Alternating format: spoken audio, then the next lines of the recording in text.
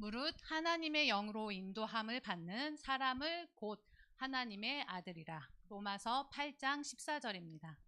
우리 교회 목사님이 자주 인용하시고 강조하시는 말씀입니다. 정말 지금까지 지내온 나의 삶이 하나님의 인도하심으로 살아왔음을 고백합니다. 저의 가정은 태어날 때부터 누구나 그렇듯이 가정생활이 가난하고 어려웠습니다. 복음으로 예수님을 믿게 된 것은 그나마 유일한 한 줄기 빛이었습니다. 부모님을 따라 저도 일찍부터 예수님을 의지하며 살았습니다. 고등학교를 졸업하고 어려운 가정 형편으로 바로 취업을 준비하던 때가 우리나라의 IMF 외환 위기의 시기였습니다. IMF를 겪어본 시대와 그렇지 못한 세대는 이해의 폭이 다를 것입니다.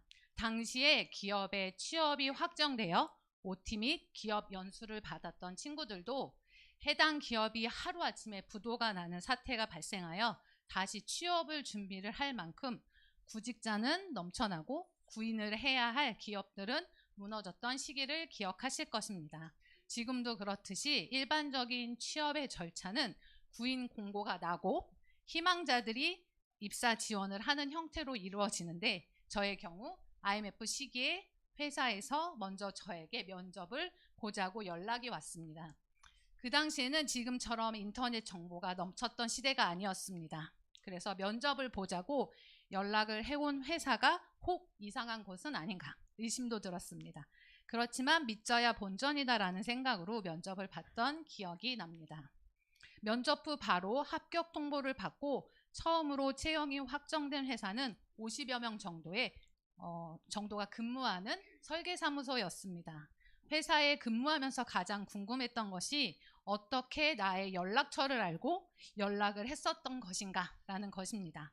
나중에 알고 보니 취업을 준비하면서 전에 면접을 보았던 기업이 있었는데 지금 근무하고 있는 회사의 고객사였습니다. 그곳 기업의 임원이셨던 분이 면접 당시 저를 좋게 보고 제가 다니게 된 회사의 이력서를 넘겨주셨던 것입니다.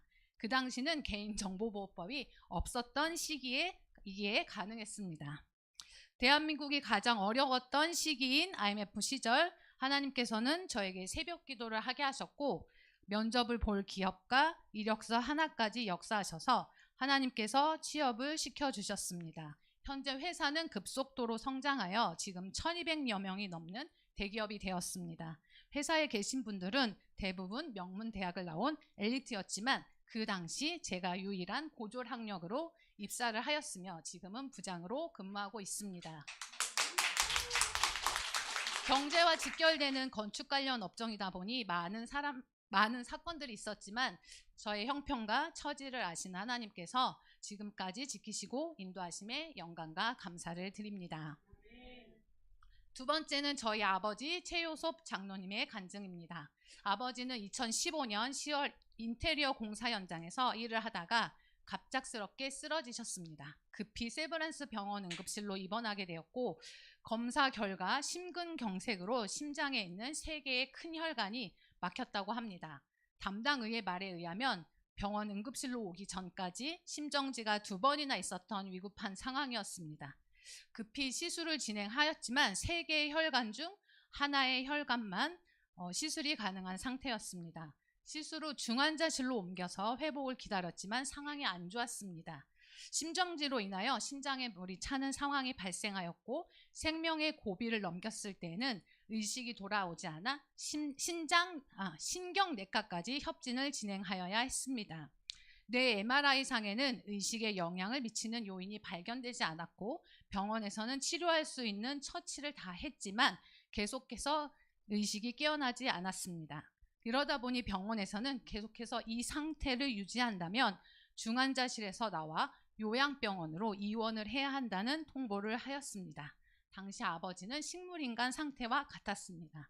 이 소식을 가족들을 통하여 전달받은 교회의 목회자님과 성도님들이 중환자실에 입원한 날부터 날마다 병원에 찾아와 간절하게 기도해 주셨습니다.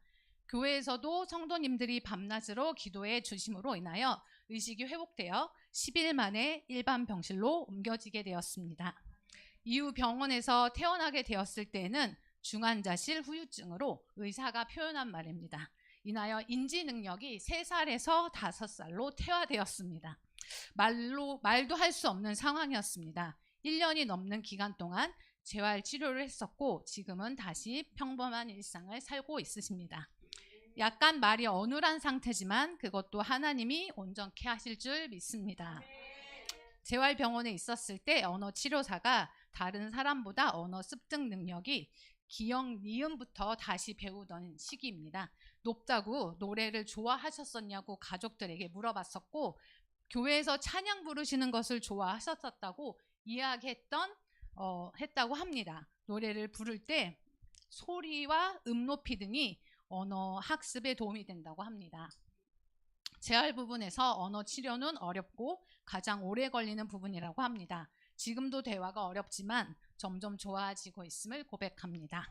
육신을 치료하시고 강건하게 하시고 다시 삶을 허락하신 하나님께 영광 돌립니다.